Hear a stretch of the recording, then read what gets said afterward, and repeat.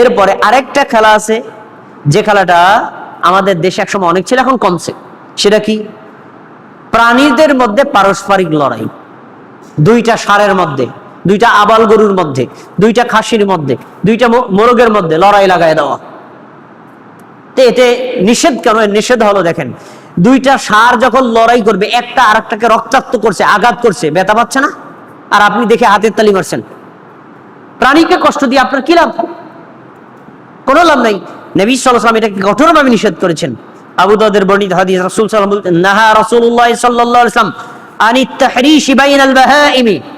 নবী সাল্লাল্লাহু আলাইহি ওয়াসাল্লাম নিষেধ করেছেন, তোমরা প্রাণীদের মধ্যে পরস্পর লড়াই খেলাবা না। এটা সম্পূর্ণরূপে নিষেধ।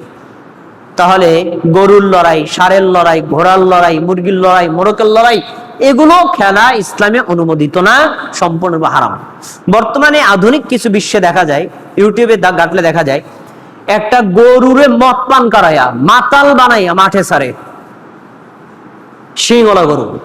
চতুর্দিকে স্টেডিয়ামের লোক আছে, ব্যারিকেড দেওয়া আছে, এরপরে মাঝখানে 3-4 জন লোক আছে, ওরা ওই গরুটাকে ফাঁকি দেওয়ার চেষ্টা করে, আর গরু ওদেরকে গুতা দেওয়ার চেষ্টা করে। তা মাঝে মধ্যে 2-1টারে গুতা দিয়ে কাম সারিয়ে লায়।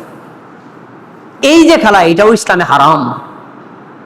কেন? এতে কোনো কল্যাণ নাই, এতে কোনো কল্যাণ নাই, বরং গরুটার ক্ষতি আর মানুষের ক্ষতি, বাকি লোকদের সময়ের অপচয়। ইসলাম এটাকে অনুমোদন দেয় নাই।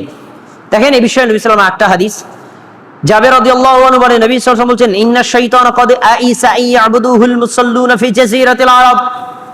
মুসলিমরা শুনে রাখো, এই আরব উপদ্বীপে মানুষ আর মূর্তি পূজা করবে না, এ বিষয়ে শয়তান নিশ্চিত।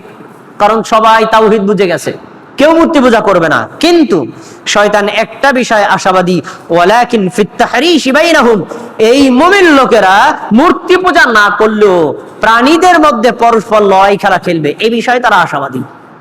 এটা বর্তমানেও আছে। বর্তমানে মিডল ইস্টে কোন রাষ্ট্রে দেখা যায়, একটা হরিণের বাচ্চা ছেড়ে দিছে, তারপরে 3-4টা বাঘ ছেড়ে দিছে, ধরে খা।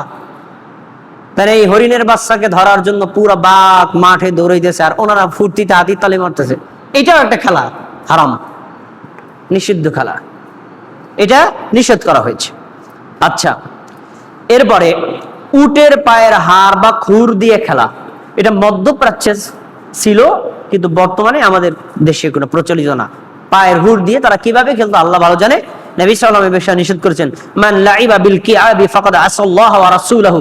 যারা উটের পা এবং খুর দিয়ে খেলাধুলা করে, সে আল্লাহর সীমা লঙ্ঘন করলো, রাসূলের সীমা লঙ্ঘন করলো। আচ্ছা, এবার আসুন আধুনিক কিছু খেলাধুলা। আধুনিক খেলা কি? কম্পিউটারে গেম খেলা। যাদের বাসায় ল্যাপটপ আছে, যাদের বাসায় ডেস্কটপ আছে, দেখবেন এই বাসার কিশোরীরা, যুবক যুবতীরা, তারা কম্পিউটার গেম খেলে, ঘন্টার পর ঘন্টা গেমের পেছনে ব্যয়।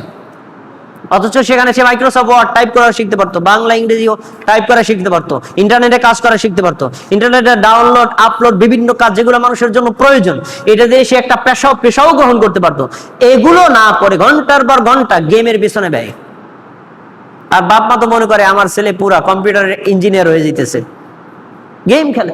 ঠিক একই অবস্থা মোবাইলে গেম খেলা, সাপ খেলা, আবার বিভিন্ন ধরনের খেলাধুলা আছে। দেখবেন কিশোরীরা, যুবকদেরকে দেখবেন আপনারা ওই গাছতলা বসে আছে, প্রত্যেকের হাতে একটা মোবাইল, ওরা গেম খেলতেছে ঘন্টার পর ঘন্টা, এবার গেম খেলা নষ্ট করে। এটা যুবকদের জন্য এক ভয়াবহ রোগ, সময়ের অপচয়, চোখের ক্ষতি, মেধার অপচয়, আর এতে পুরো সম্পূর্ণ টাইমটাই পাস্ট ওয়াস্ট করা হয়।